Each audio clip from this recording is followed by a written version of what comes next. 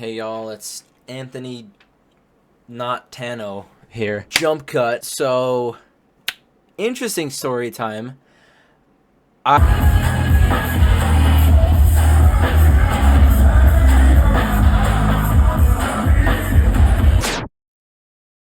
Okay, so, it was a crazy time. I literally just got out of the shower. I still have the X's on my wrists that they gave me because I'm underage. So me and my one friend, we get in line and immediately we're offered coke, weed, and shrooms. And so there was this dude who was making his rounds. My voice isn't all there. I almost took him up, but I didn't have enough money. There's a bug on the wall.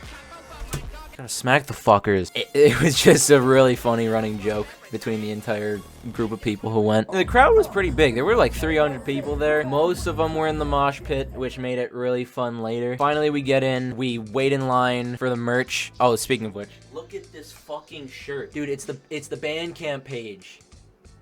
Or rate your music. Shit. I said Bandcamp. I know that. So like, I don't know how the guy understood what I was saying, but he got the right shirt. Look at the back. That's just awesome. I would be wearing it right now, but I'm scared it's gonna smell like just straight up BO. You know what? It actually smells like a shirt. So the doors, let's go through the timeline here. Doors open at 7. We got there at like 6:30. So we waited half an hour in line outside the building. Then we got inside the building, waited another 20 minutes to get merch. Then we headed in, waited another half an hour until 8 o'clock, which was when the show started. But then it took an extra 15 minutes for the opener to get on stage. And she was pretty cool. They had a DJ come on and do an entire like live set. It was sick. Then it took another like what felt like 45 minutes was probably like a half an hour for Peggy and Danny to get up on stage. They get on stage, open up with some of the tracks off of Scaring the Hose, and it's sick. We're moshing, we're having fun. I'm screaming the lyrics. I'm surprised I didn't lose my voice. To be fair, I wasn't screaming the entire time. It opens up with Lean Beef Patty, Step a Pig, Perfect, and Garbage Pail Kids. It's hype as shit. It's getting going.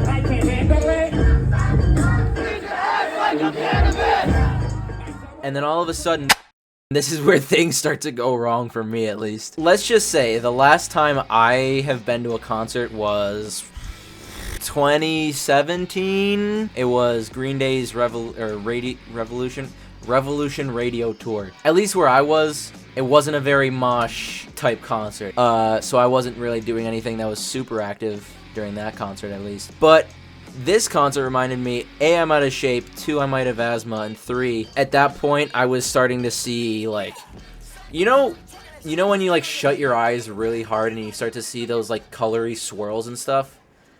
I was starting to see that with my eyes open.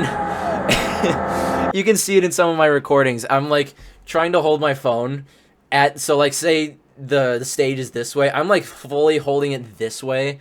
Like, just trying to hold my balance. And after I realized that, I'm like, oh god, I need to get out of here. When I started seeing those swirly things over what I was actually seeing, I was like, I need to, like, get some air or something. So I step out, I go to the bar, I just get a water, chug that, and I go back, not back into the mosh, but I'm like outside of it. I'm in a place where it's not very claustrophobic like it was.